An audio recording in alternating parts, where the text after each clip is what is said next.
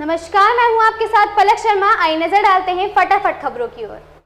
कांग्रेस नेता राहुल गांधी ने शुक्रवार को लद्दाख के कारगिल में जनसभा को संबोधित किया। इस दौरान उन्होंने कहा कि उनका ये दौरा भारत जोड़ो यात्रा का ही हिस्सा है। भारत जोड़ो यात्रा के दौरान वे लद्दाख तक आना चाहते थे, लेकिन उस समय के बर्फीले मौसम के चलते उन्हें प्रशासन की तरफ से इसकी इजाजत नहीं मिली। इस दौरान उन्होंने चीन के मुद्दे पर केंद्र सरकार पर जमकर निशाना साधा। राहुल गांधी ने कहा कि चीन पर केंद्र सरकार पूरा सच नहीं बता रही है। अपने दौरे में राहुल ने लद्दाख के लोगों की समस्याओं और उनके असल मुद्दों को समझने की कोशिश की। World wrestling entertainment WWE star ब्रे वायट का 36 साल की उम्र में निधन हो गया। उन्होंने गुरुवार को आखिरी सांस ली। दिल का दौरा पड़ने की वजह से उनकी मौत हो गई है। WWE अधिकारी पॉल ट्रिपल एच लेवेस्क ने सोशल मीडिया पर वायट के निधन की जानकारी दी। पॉल लेवेस्क ने एक्स पूर्व में ट्विटर पर पोस्ट किया, अभी WWE hall of famer Mike Rotunda का फोन आया, जिन्होंने हमें दुखद समाचार के बारे में बताया कि हमारे WWE परिवार के सदस्य विंडहैम रोटुंडा, जिन्हें ब्रे के नाम से भी जाना जाता है, वायट का आज अप्रत्याशित रूप से निधन हो गया। हमारी संवेदनाएं उनके परिवार के साथ है और हम चाहते हैं कि इस समय हर कोई उनकी निजता का सम्मान करे। विपक्षी गठबंधन इंडिया ने मुंबई में होने वाली तीसरी बैठक में पहले अपना लोगो तैयार कर लिया है। लोगो में राष्ट्रीय ध्वज के तीनों रंगों के अतिरिक्त नीले रंग का प्रयोग होगा। 3 दिवसीय बैठक में पहले दिन 31 अगस्त को लोगो जारी होगा। इसी बैठक में सीट फॉर्मूला तय करने के लिए 11 सदस्यों की कमेटी बनाई जाएगी। जदयू सूत्रों के मुताबिक गठबंधन के लिए 10 लोगो तैयार किए गए थे। इनमें से 1 लोगो पर सभी सहयोगियों ने सहमति दी है। लोगो में इंडिया के पहले 2 अक्षर I और N, केसरिया, बीच का 1 अक्षर D सफेद और नीला और अंतिम 2 अक्षर I और A हरे रंग में होगा। राष्ट्रवादी कांग्रेस पार्टी NCP प्रमुख शरद पवार ने कहा कि प्याज निर्यात पर बढ़ाया गया शुल्क हटाया जाना चाहिए। साथ ही उन्होंने दावा किया कि केंद्र सरकार चीनी निर्यात पर भी प्रतिबंध लगा सकती है। पूर्व केंद्रीय कृषि मंत्री पवार गुरुवार को पुणे जिले की पुरंदर तहसील में एक कार्यक्रम में शामिल हुए थे। इस दौरान उन्होंने कहा कि प्याज के लिए उचित मूल्य सुनिश्चित करना सरकार की जिम्मेदारी है। शरद पवार ने कहा कि देश से प्याज बड़ी संख्या में निर्यात किया जाता है। सरकार ने निर्यात पर 40% शुल्क लगा दिया है। भारतीय सूत्रों ने चीन के उस दावे को खारिज कर दिया है जिसमें कहा गया कि भारत की मांग पर ब्रिक्स सम्मेलन के दौरान भारत चीन के नेताओं के बीच बातचीत हुई। दरअसल चीन ने दावा किया कि ब्रिक्स सम्मेलन से इतर भारतीय प्रधानमंत्री मोदी और चीनी राष्ट्रपति शी जिनपिंग के बीच हुई मुलाकात के लिए भारत ने मांग की थी।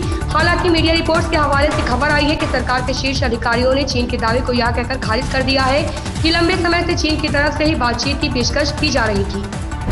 कांग्रेस सांसद राहुल गांधी आज लद्दाख दौरा पूरा कर कश्मीर घाटी के लिए रवाना होंगे। सूत्रों के अनुसार आज करीब 2:30 बजे राहुल गांधी बाइक से सोनमार्ग पहुंचेंगे। यहां से आगे अन्य वाहन से राहुल गांधी 2 दिवसीय निजी यात्रा के लिए श्रीनगर के लिए रवाना होंगे। यहां शनिवार को उनकी मां सोनिया गांधी भी उनसे मिलने पहुंचेंगी। जम्मू कश्मीर प्रदेश कांग्रेस कमेटी के अध्यक्ष विकार रसूल वानी के नेतृत्व में सोनमार्ग में राहुल गांधी का स्वागत किया जाएगा। इसके बाद राहुल गांधी सड़क मार्ग से श्रीनगर के लिए रवाना होंगे। सूत्रों के अनुसार सोनमार्ग से आगे उन्हें बाइक से जाने की अनुमति नहीं मिली है। राष्ट्रीय जनता दल के राष्ट्रीय अध्यक्ष और पूर्व मुख्यमंत्री लालू प्रसाद की जमानत कैंसिल करने वाली याचिका पर सुप्रीम कोर्ट में सुनवाई होने वाली है। अगर फैसला पक्ष में नहीं आया तो लालू प्रसाद के लिए मुश्किलें बढ़ जाएंगी। 18 अगस्त को CBI ने राज्य हाई कोर्ट के फैसले के खिलाफ सुप्रीम कोर्ट का दरवाजा खटखटाया था। कोर्ट ने 25 अगस्त को सुनवाई करने की बात कही थी। सुनवाई के बाद ही पता चलेगा कि राजद सुप्रीमो को राहत मिलेगी या उनकी जमानत रद्द हो जाएगी। भारतीय क्रिकेट टीम के पूर्व कप्तान और स्टार क्रिकेटर विराट कोहली एक बार फिर विवादों में फंसते दिख रहे हैं। कोहली ने एशिया कप से पहले यो-यो टेस्ट दिया था और इसमें 17.2 का स्कोर हासिल किया था। टेस्ट के बाद विराट ने अपनी फोटो शेयर की थी और बताया था कि उन्होंने यो-यो टेस्ट में 17.2 का स्कोर हासिल किया है। इसके बाद सोशल मीडिया पर कोहली की फिटनेस की जमकर तारीफ हुई, लेकिन BCCI के अधिकारियों को यह रास नहीं आया और सभी खिलाड़ियों को निर्देश दिए हैं कि गोपनीय जानकारियां किसी के साथ साझा न करें। राष्ट्रवादी कांग्रेस पार्टी NCP के प्रमुख शरद पवार ने एक बार पार्टी में विभाजन से इनकार कर दिया है। उन्होंने कहा कि उनके और भतीजे अजीत पवार के बीच कोई लड़ाई या मतभेद नहीं है, वह पार्टी का ही हिस्सा है। दरअसल शरद पवार की बेटी और पार्टी की कार्यकारी अध्यक्ष सुप्रिया सुले ने एक दिन पहले कहा था कि अजीत पवार पार्टी के वरिष्ठ नेता और विधायक है। सुले के बयान के एक दिन बाद शुक्रवार को पवार ने पुणे जिले में अपने गृहनगर बारामती में पत्रकारों से बात की।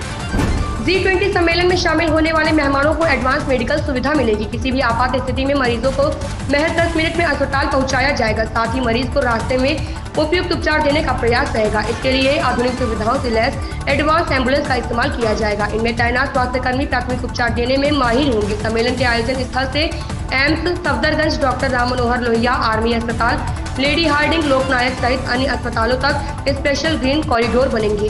इनकी मदद से पीड़ित को अधिकतम 10 मिनट में अस्पताल पहुंचा दिया जाएगा। इन खबरों में बस इतना ही। बने रहे हमारे साथ।